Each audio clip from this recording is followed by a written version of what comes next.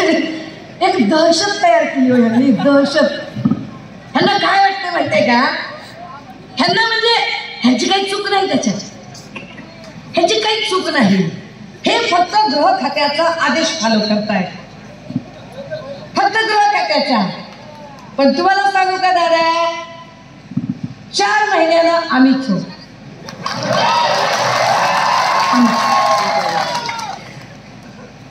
आणि देव न करो की ग्रह खातो मी बघू.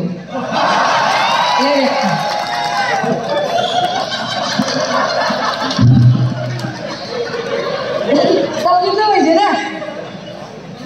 आम्हाला सन्माननीय संजय राऊत साहेबांनी अधिवेशनातच सांगितलंय, पहिल्या भेटीत कॉन्फिडन्स लूज करून टाकायचा. सांगितलं की कॉन्फिडन्स असं करून टाकायचं, सोडून द्या. ह्यांनी जी दहशत तयार केली आहे ना दादा, हो हा मुक्त संवाद आहे, हसत खेळत एकदम. काय दहशत तयार केली आहे, कुणी जर यांच्या विरोधात बोलला की लगेच ईडी लावायची त्याच्या मागे, लगेच ईडीची पिढ्या. बाबा जो बैमान असेल तो घाबरेल ना, ज्याला डबुल कमवलं असेल ते घाबरेल. आमची पाठी कोणी आहे, अपने पास हैच क्या अपने पास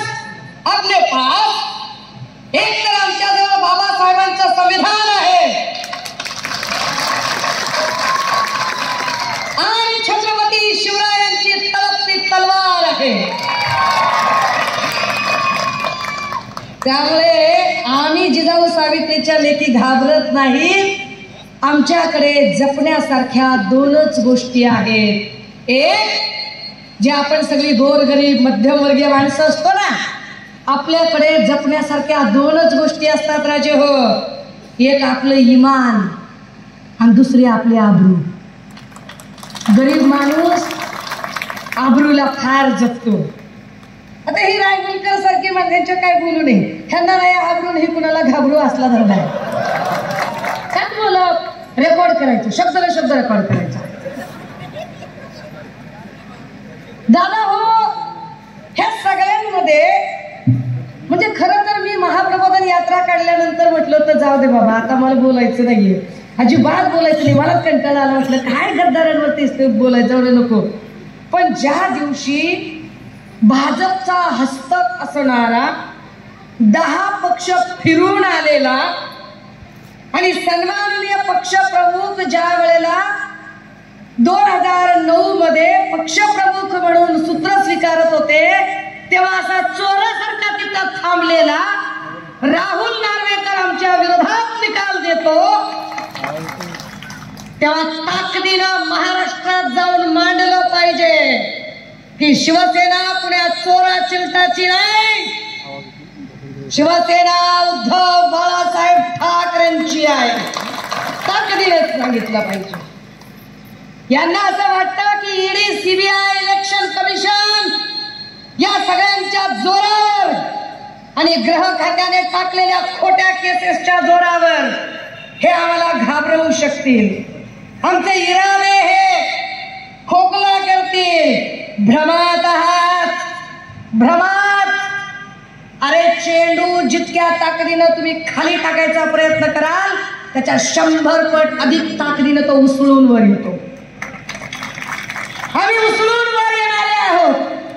तुम्ही जितका उद्धव साहेबांवरती अन्याय कराल तितका महाराष्ट्रातला शिवसैनिक पेटून उठेल, लक्षात ठेवा. यांना असं वाटतं की नाही आता आम्ही सगळं कामीच केलंय, आता काहीच नाही राहिलं. देवेंद्र फडणवीस म्हणतात, हे बघा मला काही त्या शिल्लक सेनेवर बोलायचं नाही.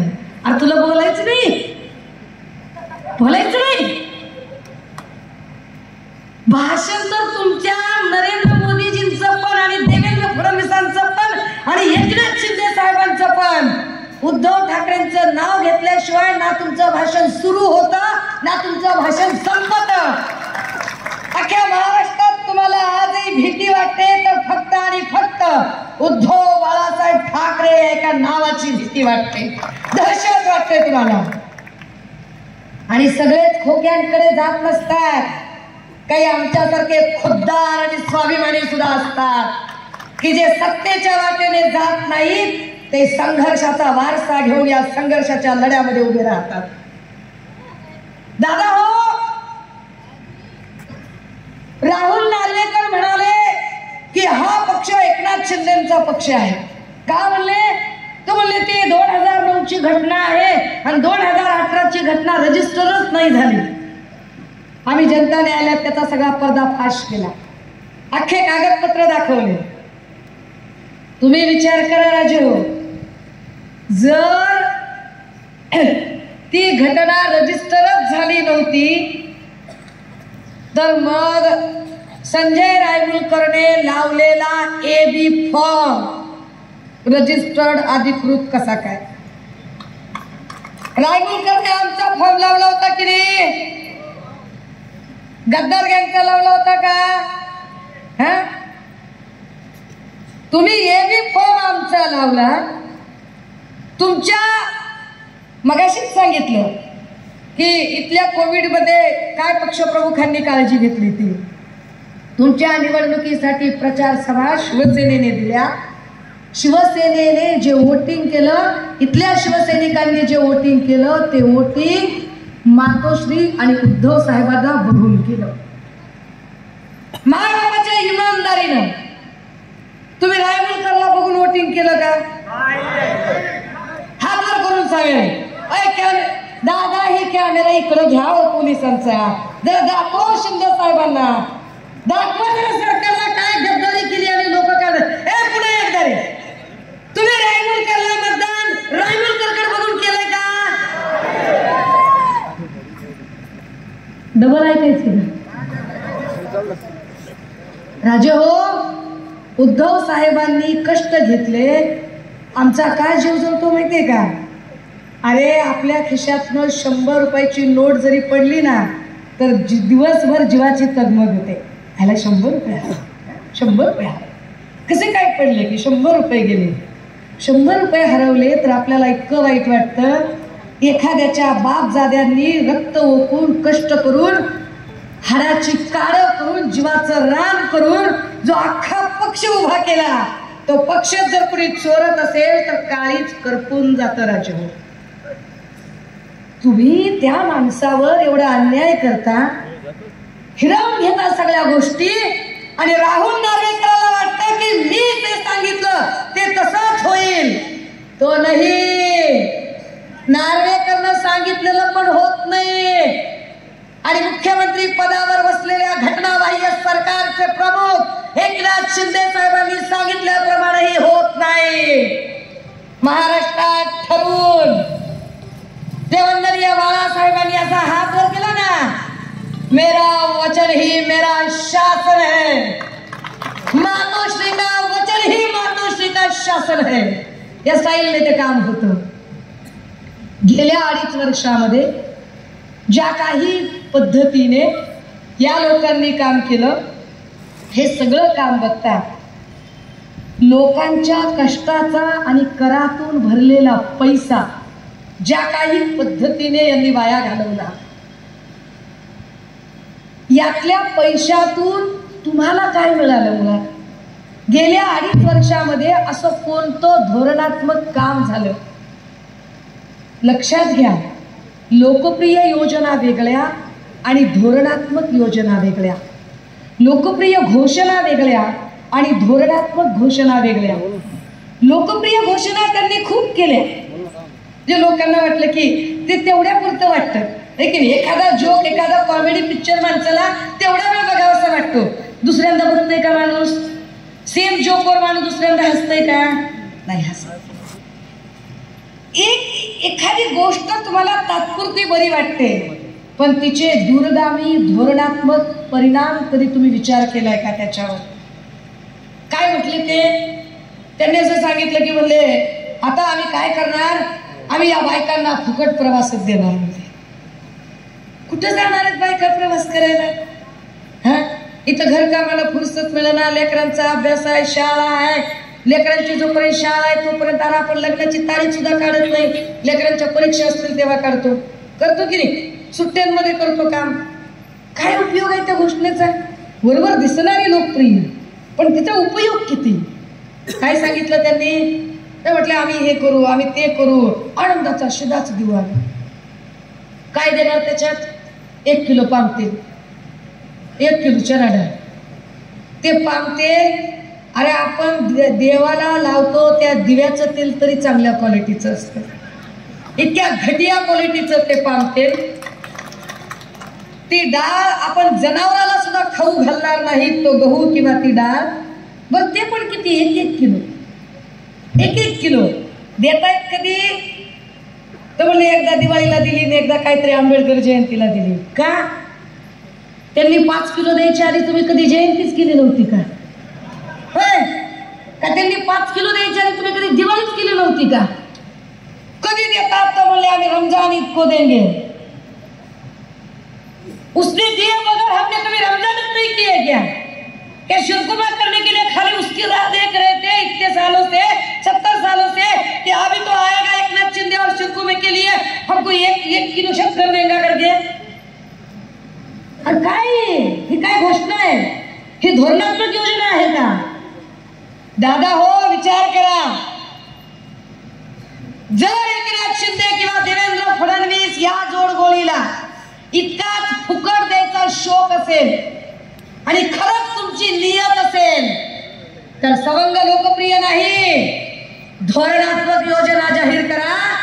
ती धोरणात्मक योजना आणि घोषणा अशी असेल की एका महिन्यात ते काय ते 1 किलो साखर आणि 1 किलो पाम तेल नाही, 100 रुपयात काय आहे त्याचं?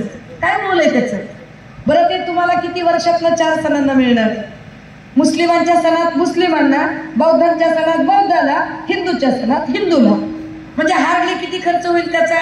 फार कमी खर्च आहे. जुजबी त्याच्यात सुद्धा पुरवठादारांचंच भलं आहे, कंत्राटदाराचं भलं आहे, राशन दुकानदाराचं भलं आहे, मधल्या दलालांचं भलं आहे. मधून आरटीआयचा वापर करून ब्लॅकमेल करून कशाच्या पावत्या फाडणाऱ्या वर्गणी बहादर सोकॉल्ड स्वयंघोषित नेत्या, युवा नेत्यांचं भलं आहे, लोकांचं भलं नाही.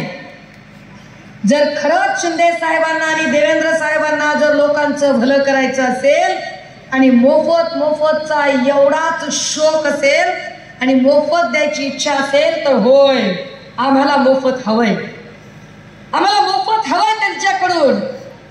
पण 1 किलो पाम तेल नाही. आम्हाला तुमच्याकडून काय मोफत हवंय? आम्हाला तुमच्याकडून तुमच्या टाटा, बिर्ला, अदानी, अंबानी, सारडात, मुंदडा, चांडक, छल्लानी, ललवानी, मालपानी, हे सगळ्या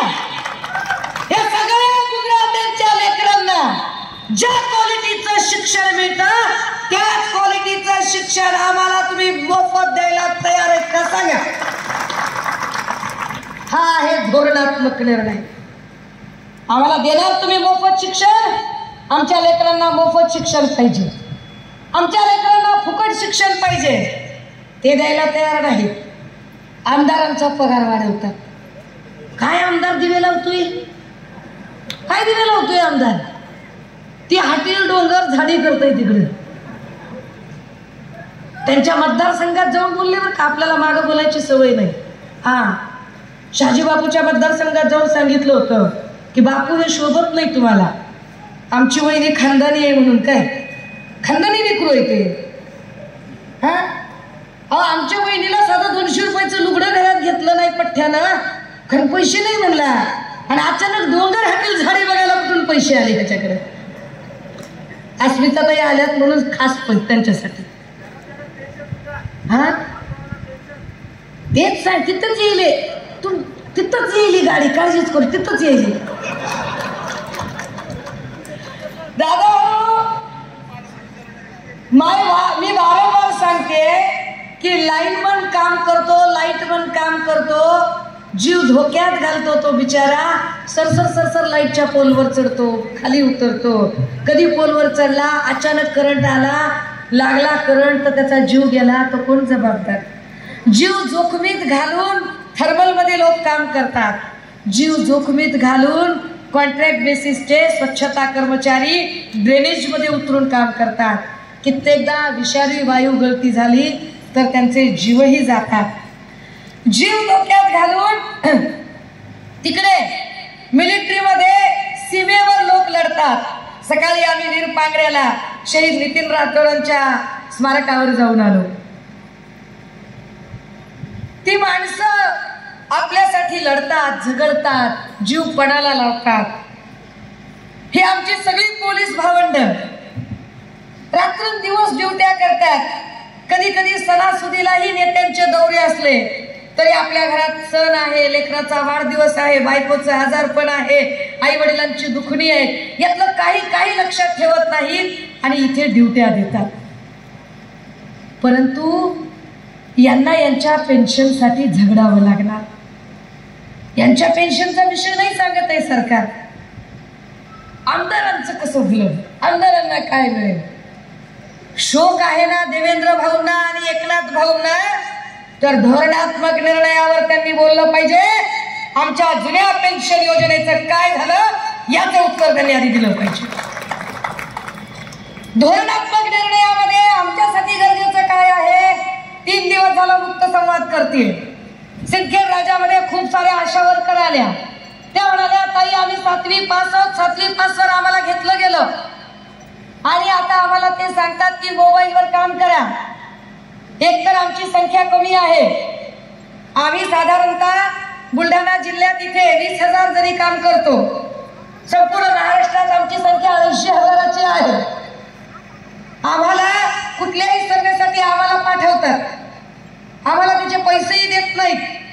म्हणजे आरोग्य खात्याचं काम सोडून आम्हाला तेही काम करायला सांगतात. वरून सांगतात की मोबाईलवर ऑनलाईन काम करा. आम्ही एवढे गरीब आहोत की मोबाईल आणावा कुठून, ऑनलाईन काम करायला त्याचं रिचार्ज भरावं कुठून. तर त्याच्यावर सरकार उत्तर देत नाही. आशा वर्कर्सचा पगार नाही, आरोग्य सेविकांचा पगार नाही, अंगणवाडी सेविकांचा पगार नाही, जुनी पेन्शन योजना नाही.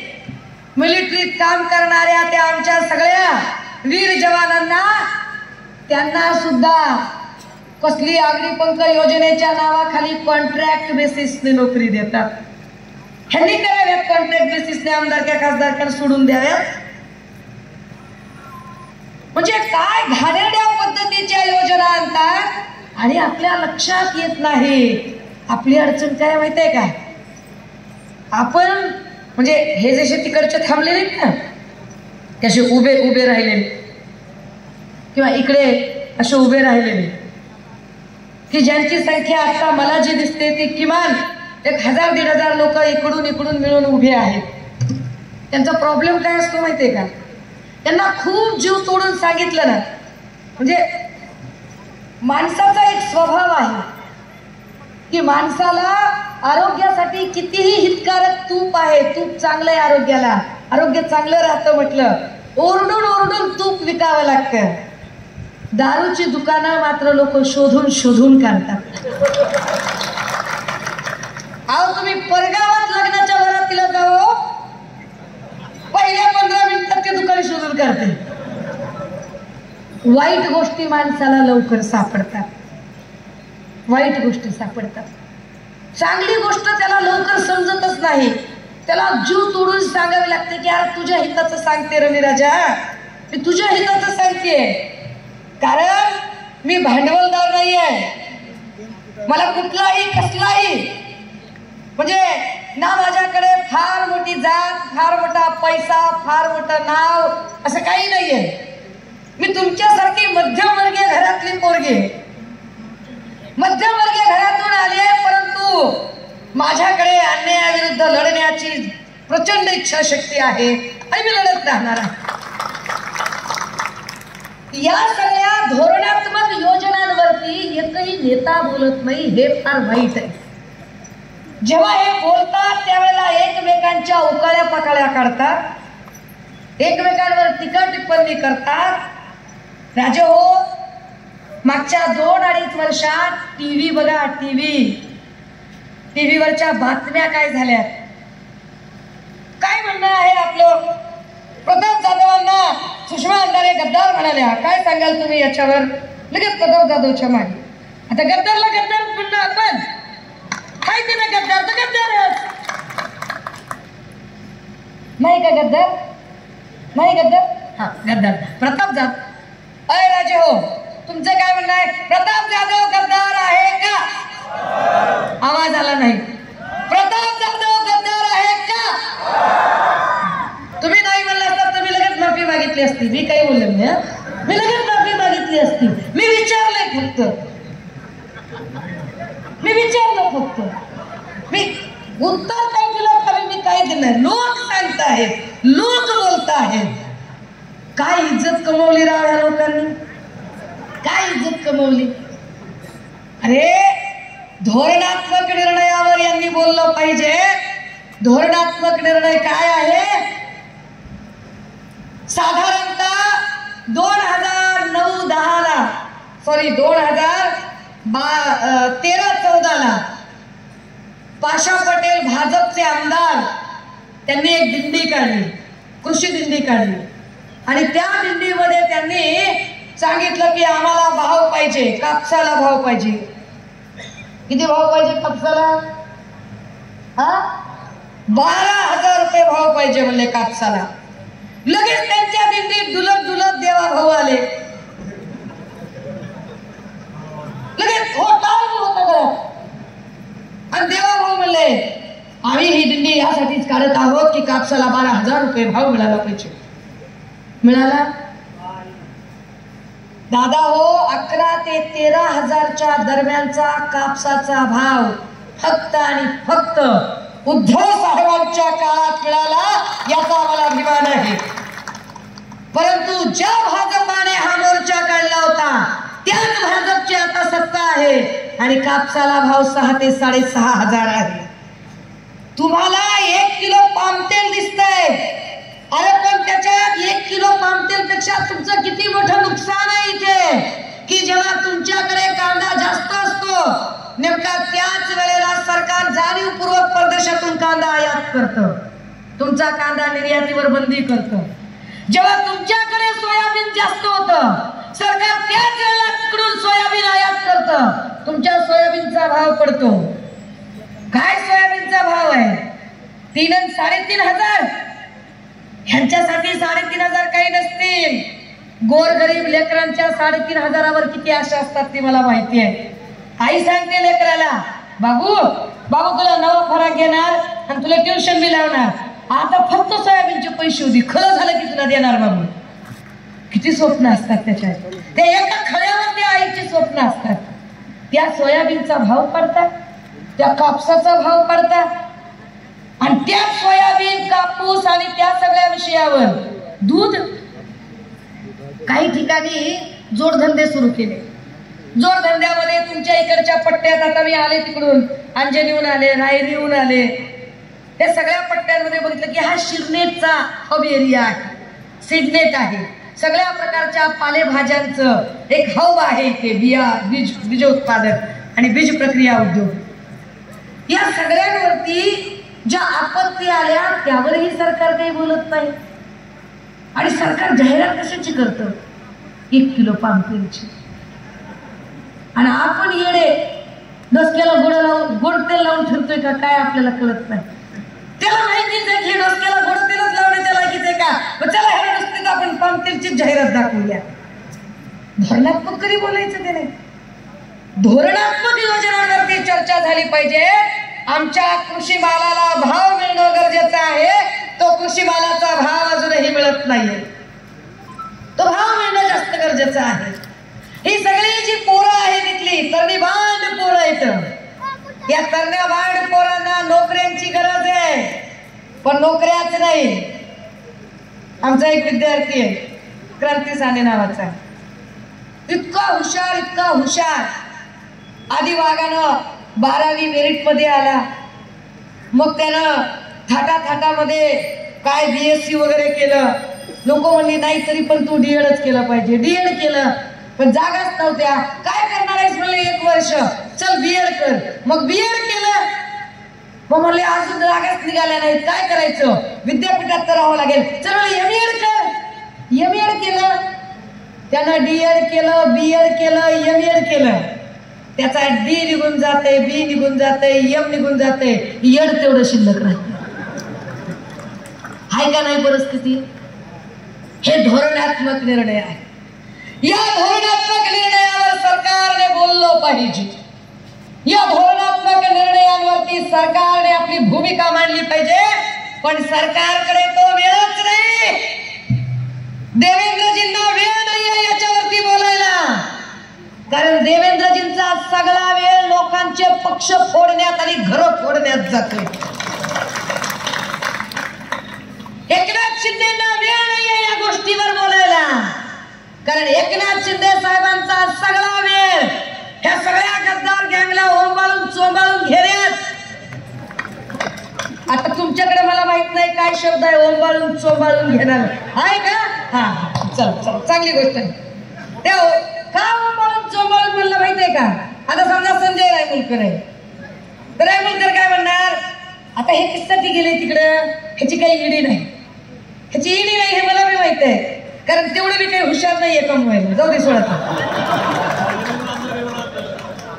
ह्याला काय चॉकलेट दिलं, चॉकलेट दिलं की मंत्री करतो, बाबूला मंत्री करतो, बाबूला मंत्री करतो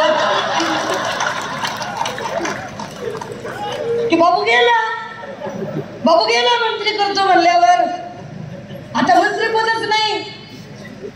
ते आमचा तिकडचा भाऊ हाईट वाटतंय आपला, हाईट, ते आमचा भारत भाऊ गोगावले कोट शिवून ठेवला. हो लेकरानं कोट शिवून ठेवला, त्याला मंत्रीच केलं नाही. कस करायचं, काय करायचं त्याचं? आता नाराज होतात ना माणसं. ती दुसरा एक संभाजीनगरचा बोल घेवडा आहे ज्याला आता अचानक कंठ फुटला आणि त्याला वाटतंय की मंत्रीपद देतील म्हणून तोंड सोडून बोलतोय. पण या सगळ्यांना एकालाही मंत्रीपद नाही. ह्यांना ज्या मंत्रिपदाची लालूच दाखवली होती देवेंद्र भाऊनी पुन्हा दुसरा एक पक्ष फोडला आणि गपकन 10 मंत्रिपद अजितदादांच्या गटाला मिळाली. इकडे लगेच तशी गपकन, जशी अशी गपकन झाली तशी. पण आमची उडी जमली, त्यांची नाही जमली तेवढी. आता या सगळ्यांमध्ये विचार करण्यासारखी गोष्ट आहे की ह्या सगळ्यांना त्यांना उंबाळून चोंबाळून घ्यायला लागते. कारण मंत्रीपद दिलं नाही, नाराज होतील, जातील का परत. पण परत जरी जायचं म्हणलं तर आम्ही घेणार नाही, परत अजिबात घेणार नाही. कारण मग आमची जी इमानदार माणसं नरेंद्र खेडेकरांसारखी किंवा जालिंदर बुधवंतांसारखी माणसं असतील, आशिष रहाटेंसारखी माणसं असतील की ज्याच्या 2 पिढ्या स्वर्गीय दिलीप रहाटे साहेबांपासूनच्या ही माणसं आहेत, या माणसांवर अन्याय केल्यासारखं होईल. कारण हे सगळे प्रामाणिक माणसं आमच्या संघर्ष काळात सोबत आहेत. आणि जे लोक संघर्ष काळात सोबत असतात त्यांना उत्कर्षाच्या काळात कधीच विसरायचं नसतं. ही संघर्षाच्या काळात आमच्या सोबत आहे. एकनाथ शिंदे साहेबही कुठला धोरणात्मक निर्णय घेत नाहीत, देवेंद्र फडणवीसजीही घेत नाहीत. दादांबद्दल मी बोलणार नाही, कारण मी काही बोलायच्या आधीच देवेंद्र भाऊंनी दादांना फार वेळा चेकमेट केले, फार वेळा. म्हणजे गरज नसताना ते तिथले तिथे त्यांना सांगू शकले असते, फोन करू शकले असते, तरी मुद्दाम नवाब मलिकच्या मुद्द्यावरून त्यांना पत्र लिहिणं जाहीर आहे की नाही, ह्या सगळ्या गोष्टी त्यांना चेकमेट करणाऱ्या आहेत. पण मला काही त्याच्यावरती जायचं नाही.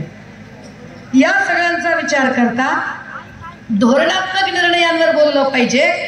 पण जे जे लोक धोरणात्मक निर्णयांवर बोलतील आणि जे जे लोक सरकारच्या चुका दाखवतील त्यांना खोटारड्या केसेस मध्ये अडकवायचा एक चंग बांधला गेला आणि त्यातनं अनेक कारवाया झाल्या.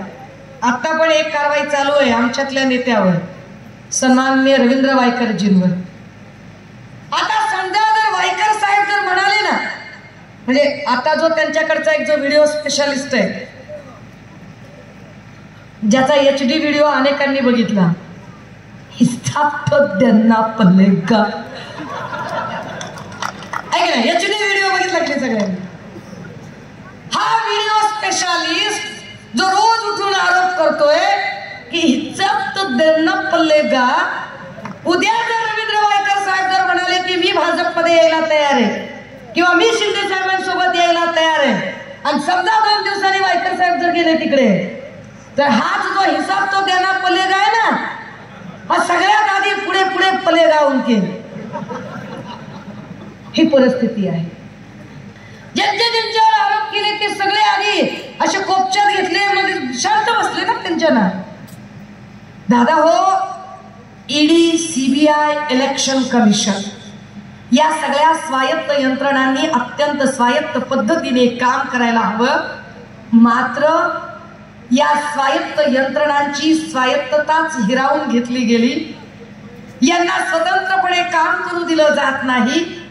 या सगळ्या अधिकारी आणि कर्मचाऱ्यांच्या वरती एवढा प्रेशर असतो की सत्ताधारी असा प्रेशर 70 वर्ष सत्तेत असणाऱ्या काँग्रेसने कधी दाखवला नाही, जो प्रेशर सध्या भाजप दाखवते.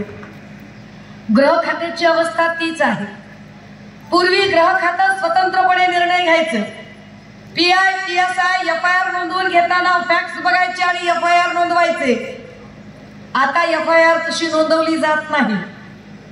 आता काय होतं, त्या त्या जिल्ह्यातला आमदार त्याच्या सोयीचे PI बदली करून आणतो आणि बदली करून आपापल्या सोयीचे पोलीस अधिकारी पोलीस स्टेशनला नियुक्त केले जातात. आणि मग ज्या आमदाराच्या मेहरबानीनं पूर्ण दिसले पाहिजे, ज्या आमदाराच्या मेहरबानीनं जो पोलीस अधिकारी ज्या पोलीस स्टेशनला असतो त्या आमदाराने फोन केल्याशिवाय तो FIR नोंदवून घेत नाही. आणि एखाद्याच्या विरोधात जर त्याची बातचीत करायची असेल तर रात्री 1:30 ला 2 ला पण FIR केली जाते. एवढं सुडाचं राजकारण याच्या आधी कधी झालं नव्हतं. ही मुक्त संवाद यात्रा त्या राजकारणाच्या विरोधातली आहे. हा मुक्त संवाद यासाठी आहे की या सुडाच्या राजकारणाच्या विरोधात एक एल्गार केला पाहिजे, एक आवाज उभा केला पाहिजे. आणि तो आवाज तुमच्या माझ्यासारखी सर्वसामान्य माणसंच करू शकतात, भांडवलदार करू शकत नाहीत. कारण भांडवलदारांना स्वतःची गडुडी सांभाळायची आहे. पण भुके कंगाल माणसं क्रांतीची मशाल हातात घेऊ शकतात, जी मशाल नियतीने सध्या उद्धव साहेबांच्या हातात दिलेली आहे. दादा हो, लहान लहान लेकरांच्या शाळांचा जरी विचार केला ना, आपण धोरणात्मक निर्णयांवर ज्या वेळेला बोलतो त्यावेळेला तुम्ही विचार करा. According to Indian constitution chapter 3 article 21A, कलम चुकलं तर दुरुस्त करायचं. भारतीय राज्यघटनेच्या प्रकरण 3 कलम 21A मध्ये सांगितले की शिक्षण हा आमचा मूलभूत अधिकार आहे आणि तो आम्हाला मिळायला हवा. काँग्रेसच्या काळात त्यांनी त्यांच्या पद्धतीने त्यांना जेवढं शक्य होतं तेवढं केलं. म्हणजे अगदी वस्ती शाळा झाल्या, साखर शाळा झाल्या की एखादं मूल जर एखाद्या तांड्यावर वस्तीवर असेल आणि 5 किलोमीटर अंतरात जर शाळा नसेल तर शिक्षकाने तिथपर्यंत जावं म्हणत महात्मा फुले वस्ती शाळा योजना आपल्याकडे आली. साखर शाळा आल्या. ऊसतोड कामगारांची लेकरं, आपला बाप कोयता टोळी म्हणून जर ऊसतोडीला गेला तर त्या लेकराने कुठं शिकायचं, तर त्या लेकरासाठी कारखान्यावर स्पेशल साखर शाळा केली गेली. आश्रम शाळा झाल्या की आमच्या ह्या सगळ्या ज्या गोरमाटी इकडे बसलेले आहेत याने काय चलीचं मग तमारी चोरीचो તમે ખાસ બેટીને બોલવાसाठी जायचं इथं. તમાર મારી નાવ એકचं, તમાર મારો गोत्र एकचं. हल्ला काय वाटतं, आम्ही कष्टातून आलो तर आम्ही सगळ्या गोर गरीब 18 पगड जातीच्या लोकांना सोबत घेऊन चाललोय रे. ह्या सगळ्यांमध्ये या सगळ्यांच्या शाळा लेकरं शिकली पाहिजे, शिकली तर पिढी घडेल. पण आता काय केलं त्यांनी, अनेक शाळा बंद केल्या. कायम विना अनुदानितच्या नावाखाली शिक्षकांचं शोषण सुरू केलं. अनेक शाळा पटसंख्या कमी आहे, 20% पटसंख्या कमी असेल तर शाळा बंद करून टाका म्हणाले. अरे आधी 1 लेकरू असेल तरी त्याच्यासाठी सुद्धा महात्मा फुले वस्ती शाळा होती. आता पटसंख्येचं कारण देत शाळाच बंद करून शाळा ठेकेदारांना चालवायला देतात. म्हणजे ठेकेदारांचं पोटच भरत नाही.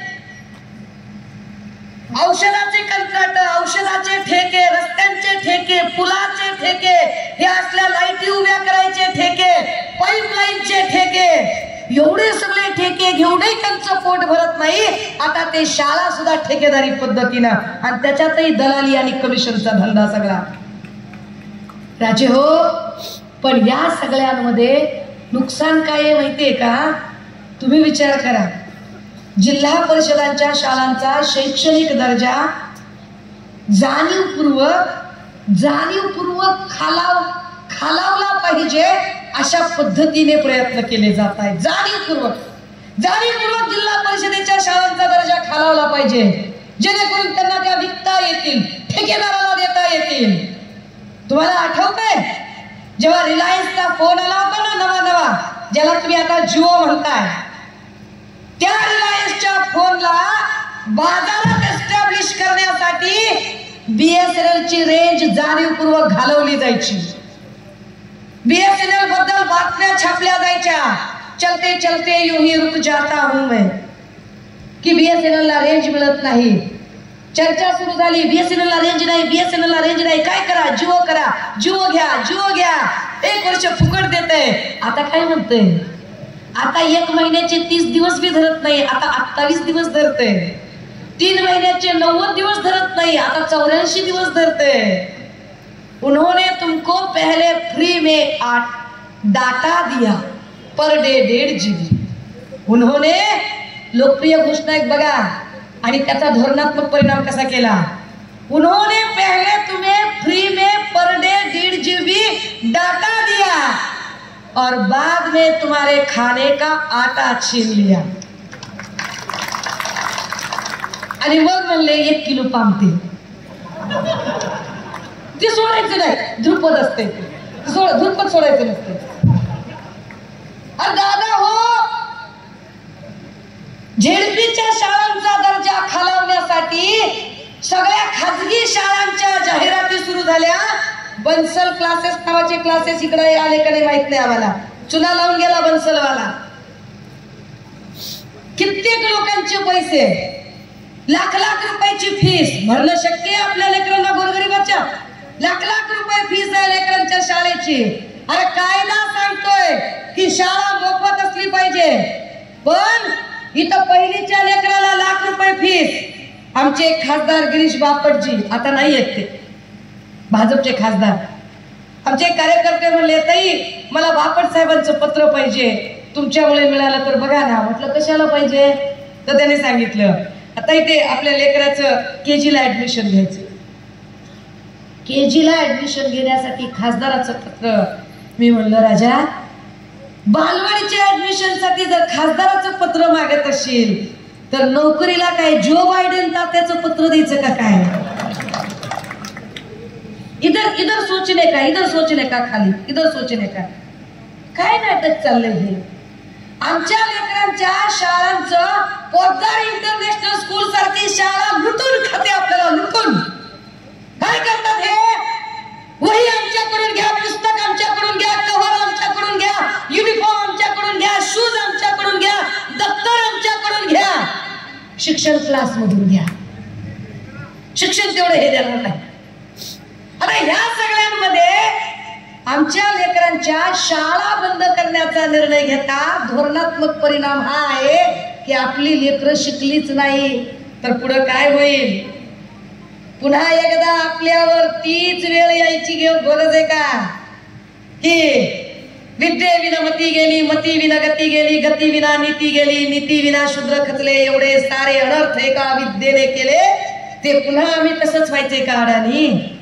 आपल्याला जाणीवपूर्वक अडाणी करण्याचा प्लॅन चाललाय का सरकारचा? आणि शाळा कुणाला द्यायच्या? ठेकेदारांना. आणि ठेकेदार काय करतायत? ठेकेदार शाळेच्या पटांगणात गौतमी पाटीलचा कार्यक्रम लावतात. लावण्यात बापडे, आपल्याला काय करायचंय? पैसा त्यांचा आहे. हा ते तर झालं. आता त्याने लावावे, त्याने काय गौतमी पाटीलचा कार्यक्रम लावावा. आपल्याला त्या गौतमी पाटील बद्दल बी काय म्हणणं नाही. त्या बिचारीचं पोट आहे, ती कष्ट करून खाती, त्याच्याबद्दल बी काही वाद नाही. अरे पण आम्हाला हिंदुत्व शिकवणारे हे कोणीतरी मला सकाळी म्हटलं, ताई तुम्हाला लोणारमध्ये काळे झेंडे दाखवले जाणार आहे. दिसलीच नाही मला, कुठं गायब आहे तुम्ही? एक बी समोर येत नाही, आधीच बोलतात नुसते कॉलेज झेंडे दाखवू, याव करू त्याव करू. अरे लाख वेळा सांगितलंय तुम्हाला, माझ्यासोबत एक पण बॉडीगार्ड नसतो, मी कुठलीच सिक्युरिटी घेऊन वावरत नाही. मी उघड्या रानावर तुम्ही बघता मी टेंट टोकून राहते तिथे. मी काही कुणाला कुठल्याही पोलीस स्टेशनला यांनी म्हणावंय मा बापाच्या इमानदारीनं तुमच्याकडे अर्ज केलाय का मी मला प्रोटेक्शन द्या म्हणून? काय मला सिक्युरिटी नाही, काही नाही. हा, कारण मला माहिती आहे ते लांडगे असतात जे कल्पना येतात, वाघीण एकटीच येते. येत नाही मी तुम्हाला. हे आम्हाला हिंदुत्व शिकवतात, सुषमा अंधारेंना हिंदुत्व कळत नाही. हो, तुम्हाला हिंदुत्व कळलंय? अरे तुम्हाला हिंदुत्व कळलं असतं तर दिवाळीला तुम्ही मंगल पहाट म्हणून चांगली काहीतरी भजनं गायली असती, ओव्या गायल्या असत्या, काहीतरी चांगलं मंगलमय गायलं असतं. पण खुद्द मुख्यमंत्री एकनाथ शिंदे साहेब दिवाळीच्या मंगल पहाटेच्या दिवशी गौतमी पाटीलचं गाणं पाटलाचा बैलगाड, त्यानं गुवाहाटीत केलाय राड. काय धंदा आहे? आम्हाला हिंदुत्व शिकवता तुम्ही? अरे सन्माननीय नेते आदित्यजी ठाकरे साहेबांनी पर्यटन मंत्री असताना या महाराष्ट्रातल्या सगळ्यात जास्त हिंदू मंदिरांना जर निधी कधी मिळाला असेल तर तो आदित्य ठाकरे साहेबांच्या काळात मिळाला. तुम्ही आम्हाला सांगता की हिंदुत्वाचं काय म्हणून? आम्हाला हिंदुत्व शिकवायचं नाही कोणी. आणि हिंदुत्व इतकं खोकलं पण नसतंय हो की अमुक एका धर्माबद्दल तुम्ही बोललात, मला वाईट वाटलं. सकाळी माझ्या डोळ्यात पाणी आलं होतं. कुठलं गाव होतं ते? रायरी की अंजनी काहीतरी गाव होतं. अंजनी गाव होतं. उर्दू शाळा सुटली होती आणि सुलतानपूर होतं. उर्दू लेकरांची शाळा सुटली आणि बारकी बारकी लेकरं अशी बुरखा घालून निघालेली होती. मला खूप म्हणजे माझी 6 वर्षाची लेकर, मी त्या 6 वर्षाच्या लेकराला सोडून आले. ते एवढ्या लहान लेकराला बघून मला असं वाटलं की जाऊन त्या लेकराला घट्ट मिठी मारावी. मी अशी पळून गेली एकदम चालता चालता. मला बघितलं सगळी लेकरं पळून गेली. मला वाईट वाटलं. मी हात मारली, अरे बेटा इधर आओ इधर आओ इधर आओ. एकाचा हात धरला आणि त्याला अशी घट्ट मिठी मारली. मी मिठी मारलेली बघितल्यावर बाकीचे सगळे आले. मी बोला बेटा भाग क्यों रहे थे, क्यों डर रहे हो? तर वो हमको लगा ना कि हमको आप कुछ करेंगे तो नहीं ना, हमको मारेंगे तो नहीं ना, पिटेंगे तो नहीं ना. किती वाईट गोष्ट आहे. एवढ्या एवढ्या लहान लहान लेकरांमध्ये इतकी दहशत निर्माण करणार असलं हिंदुत्व आमचं हिंदुत्व नाही रे, अजिबात नाही. लहान लहान लेकरांमध्ये दहशत निर्माण करतात आणि ती आमचा टिल्ल्या टिल्ल्या भाचा 1.5 फुटाचा तो सांगतोय कुठेतरी परवा दिवशी कुणाला तरी कुठल्या तरी सभेत सांगत होता, ए घाबरायचं नाही रे, आपला बाप सागर बंगल्यावर बसलाय. मी म्हणलं काही पत्ता बदलला का कणकवलीचा? काय झालं बाबा? तो बघितलं तर नाही, सागर बंगल्यावर तर आमचे देवाभाऊच राहतात, देवेंद्र फडणवीसजी. काय वाटलं असेल बरं नारायण भाऊला? काय वाटलं असेल की आपलं पोरगा बाप म्हणून दुसऱ्याचे नाव घेते? खोटं बोलायले का, मनाचं बोलायले का? रेकॉर्ड नीट करायचं. एक बी शब्द चुकला नाही पाहिजे, नीट रेकॉर्ड करायचं. दादा हो, ही दहशत, ही द्वेषबुद्धी, ही जाती जातीमध्ये आणि धर्माधर्मामध्ये लावलेली तेढ, ही दंगली घडवणारी पार्श्वभूमी आणि स्फोटक भाषण, या सगळ्यांच्या विरोधात एल्गार करण्यासाठी आणि हा द्वेष संपवण्यासाठी म्हणून ही मुक्त संवादाची ही अभियानाची ही पैरवी आहे. म्हणून आम्ही तुमच्यापर्यंत आलोय की असं जाती जातीत भांडण लावून आम्हाला कुठलीच खुर्ची नको. आणि जाती जातीत आणि धर्माधर्मात, कारण यांनी सगळे प्रयत्न केले. यांनी काय केलं? यांनी आधी हिंदू मुस्लिम दंगली लावायचा प्रयत्न केला. हिंदू मुस्लिम दंगली लावायचा प्रयत्न करताना ती अहमदनगर मध्ये तो प्रयत्न केला, मीरा भाईंदर मध्ये प्रयत्न केला, संभाजीनगर मध्ये प्रयत्न केला, अकोल्यात प्रयत्न केला, माळशिरस मध्ये प्रयत्न केला. भाजपचे सगळेच्या सगळे लोक जाणीवपूर्वक कुठली तरी कपोल कल्पित लव जिहादची संकल्पना आणून हिंदू मुसलमानांमध्ये दंगल लावण्याचा प्रयत्न करत होते. जाणीवपूर्वक जहरीली भाषा वापरत होते. पण अभिनंदन करायला पाहिजे सगळ्या मुस्लिम समुदायाचं की मुस्लिम भावंडांनी हा भाजपचा डाव ओळखला आणि एकाही मुस्लिम भावंडांनी आपला संयम सोडला नाही आणि ते या दंगलीच्या कुणाच्याही कच्छपी जाणार नाही त्याची काळजी घेतली आणि अत्यंत संयमाने थांबले. दंगल होऊ शकली नाही. मग काय केलं भाजपने? जेव्हा त्यांच्या असं लक्षात आलं की हिंदू मुसलमान दंगलच लागू शकत नाही मग ते मराठा ओबीसी वाद लावायला सुरू केला. त्यांनी मराठा आणि ओबीसीचा वाद. अरे माझा अत्यंत चांगला भाऊ आमचा संभाजीनगरचा अजय देशमुख आहे की मी शिकायला असताना मी शिकत पार्ट टाइम जॉब करायची. मी संध्याकाळी जर जॉब करून उशिरापर्यंत घरी येत असेल तर माझ्यासाठी बीएड करत असताना तो स्वतः कष्टाने भाकरी बनवून मला द्यायचा. आणि माळी समाजातला माझा भास्कर खडबडे नावाचा भाऊ आपली बहीण एकटी कशी येईल म्हणून तो तिथपर्यंत मला घ्यायला यायचा आणि रोज हे काम करायचे. अरे आम्ही गावात राहणारी माणसं मराठा साळी माळी तेली तांबोळी आतार सुतार लोहार कुंभार घिसाडी पारधी आम्ही सगळी गुन्ह्या गोविंदाला गावगाड्यात राहणारी माणसं पण गावगाड्याची वीण उसवण्याचं पाप भाजपाने ठरवून केलं. गावगाड्यात मराठा विरुद्ध ओबीसीचं भांडण लावण्याचं पाप ठरवून एकनाथ शिंदे साहेबांनी केलं. ठरवून एकनाथ शिंदेनी हे राजकारण केलं आणि ठरवून देवेंद्र फडणवीसांनी. काय मजाल आहे हो. जे सरकार म्हणते की आम्हाला मराठ्यांना द्यायची नियत आहे ते सरकार म्हणतं की ओबीसींना धक्का लावणार नाही आणि त्याच सरकारमधला मंत्री म्हणतो की मी हे जमू देणार नाही. अरे आम्ही काय धोत्रावर इन करतो का कानात भिडी आहे आमच्या? एकाच सरकारमधली दोन माणसं एकमेकांच्या विरोधात बोलतात आणि तरी ते सरकारमध्ये असतात आणि आम्हाला वेड्यात करता तुम्ही. तुम्हाला ना मराठ्यात इंटरेस्ट आहे ना ओबीसीत इंटरेस्ट आहे. राजे हो हात जोडून समजून घ्या. लय जीव तोडून सांगायले लय जीव तोडून. 5 वर्षाचं लेकरू आहे माझं. फार प्रॉपर्टी नाही. बाप मेल्यापासून आई कोरडवाहू शेतामध्ये राबते. माझ्या आईला जवळून बघणारी माणसं या मंचावरही आहेत. अजूनही रोज शेतात जाते. कष्टकरी घर आहे आमचं. ईडी आली तर ईडीलाच माझ्यावर तरस येईल आणि तेच मला 50-50 हजार रुपये खर्चायला देऊन जातो. एवढ्या कष्टाने काम करणारी आहे. तुम्हाला वाटत नाही की एवढं बोलल्यावर मला काही भीती असेल म्हणून? माझ्यावर काही ते काही करत नसतील म्हणून? अहो मला तरी अडकवण्याचे त्यांचे अनेक प्रयत्न चालू आहेत वेगवेगळ्या प्रकारे. अडकत नाही हा भाग वेगळा. त्यांना असं वाटतंय शब्दात तरी सापडेल का. पण त्यांना लाख वेळा सांगितलंय अरे कायदा माझ्या बापानं लिहिलाय कशाला सांगताय मला तुम्ही. सापडत नाही मी त्यांना शब्दात कशात. दादा हो ते इतक्या दंगली लावतायत इतक्या दंगली लावतायत हे तुम्ही नीट समजून घ्या की ना त्यांना मराठ्यात इंटरेस्ट आहे ना त्यांना ओबीसीमध्ये इंटरेस्ट आहे. त्यांचा प्रॉब्लेम फक्त एवढाच आहे की इलेक्शनच्या आधी तुम्ही त्यांना जुनी पेन्शन योजना विचारली नाही पाहिजे. तुम्ही त्यांना शिक्षणाचा प्रश्न नाही विचारला पाहिजे.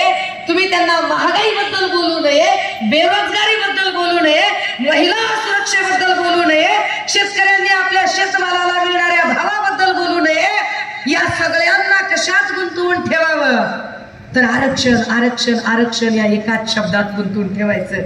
धनगरांना आरक्षण मागत आहेत तिकडे ओबीसी मागतायत तिकडे मराठा मागतायत मुस्लिम मागतायत. मातंग समाजाचं काहीतरी वेगळं अजून 5% आरक्षणाची मागणी आहे. सगळे आरक्षण मागतायत. अरे दादा हो पण तुम्ही ज्या आरक्षणासाठी भांडताय ते आरक्षण अप्लाय कुठं करणार आहात? एसटीचं खाजगीकरण झालं लाईटचं खाजगीकरण झालं आता पोलिसांच्या पण खाजगीकरणाची वारी येणार आहे. बँकांचं खाजगीकरण झालं सगळ्या गोष्टी खाजगी व्हायला लागल्या.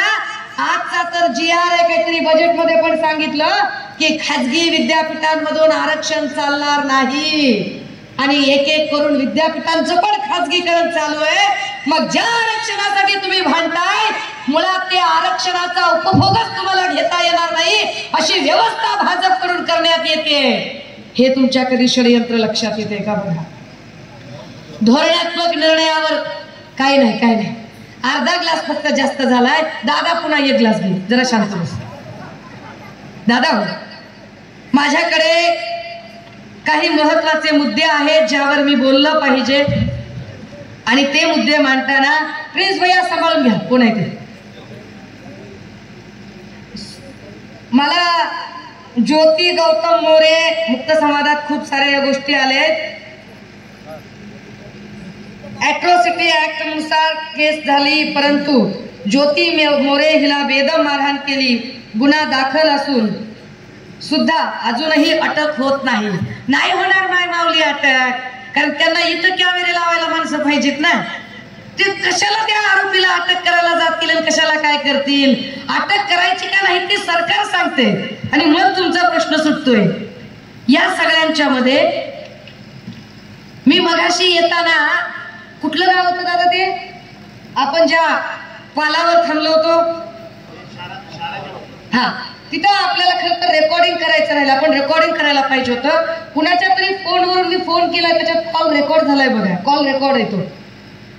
साधी गोष्ट आहे की एक माय माऊली आली, शासन आपल्या दारी म्हणतात हे लोक. कसलं शासन आपल्या दारी?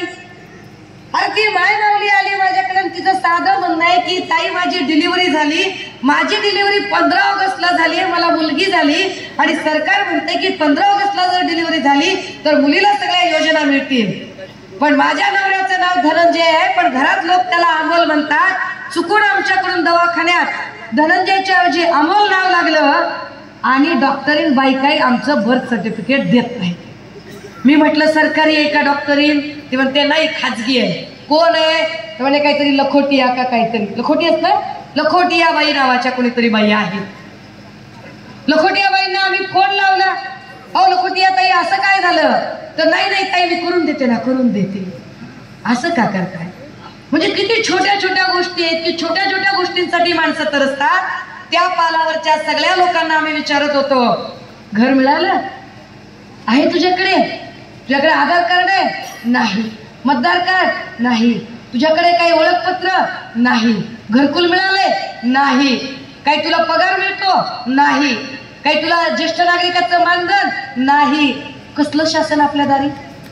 जाऊन बघा, इथेच येतं पालं लागलेली. आपण कधीच खोटं बोलत नाही. हा बैल बाजाराच्या समोर तिथे पालं लागलेली आहे. आणि मोदीजी म्हणतायत, रडतात हो, धडधडा रडतात. मैं ऐसे घरों में रहा नहीं, मेरी आंख भर आती है. काय खोटेपणाची हद्द असते. नाटक आणि ड्रामा करण्याची सुद्धा हद्द असते. मोदी साहेब नाटक करताना म्हणतात कि हमारा ये प्रण और हमारा ये संकल्प है कि कोई बेघर नहीं रहना चाहिए.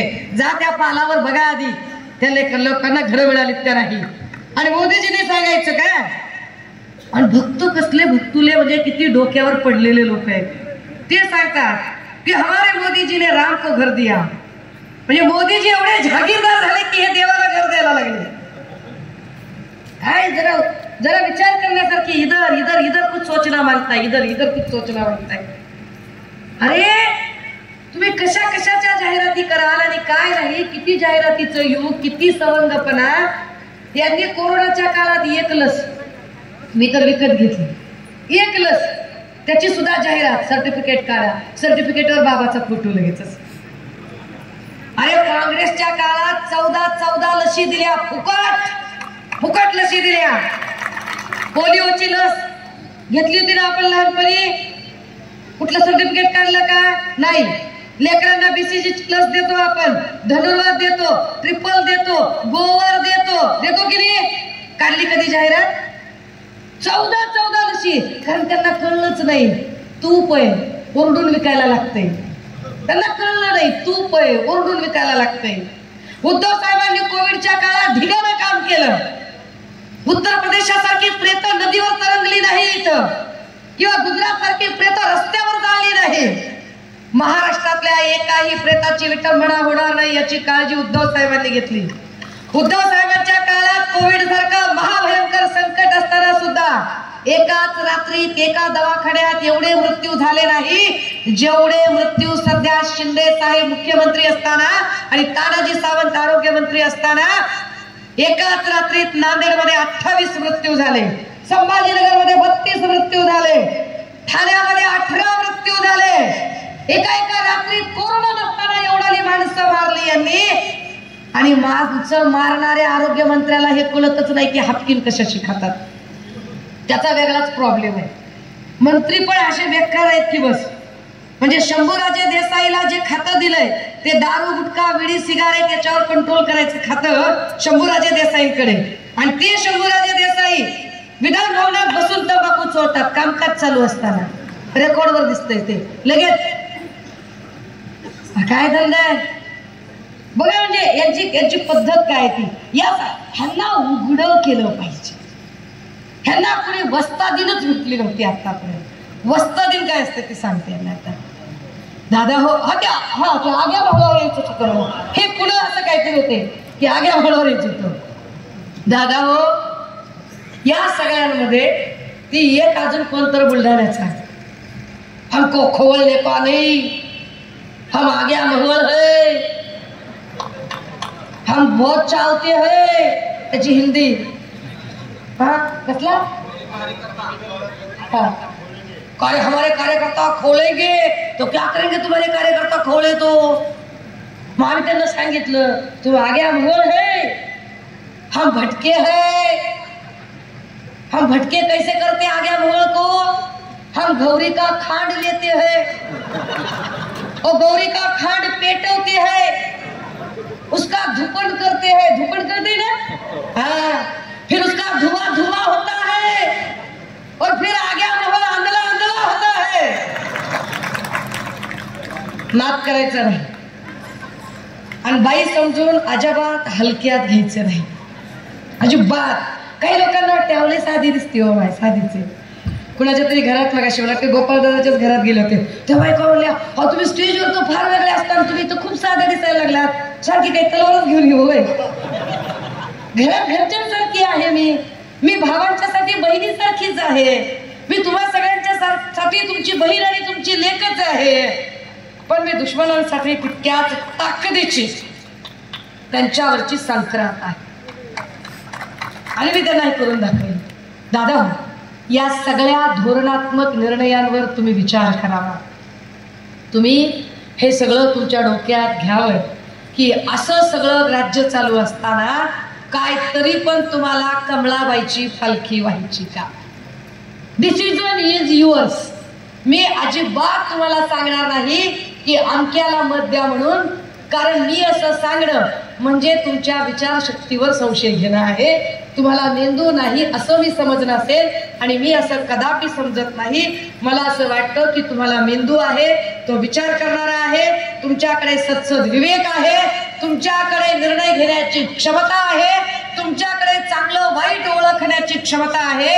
हे तुम्ही ठरवायचं आहे की या सगळ्या परिस्थितीमध्ये आता 2024ला जर ईडी सीबीआय इलेक्शन कमिशन या सगळ्यांना हे करून जर तुम्हाला काही घडवायचं असेल.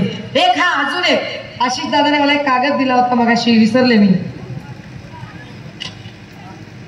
त्याच्यामध्ये पिण्याच्या पाण्याचा प्रश्न 40 वर्षापासून कायम आहे. महिन्यात 1 वेळा पाणी पुरवठा येतो. आता लोणार मधलंच ना प्यायला पाणी नाही.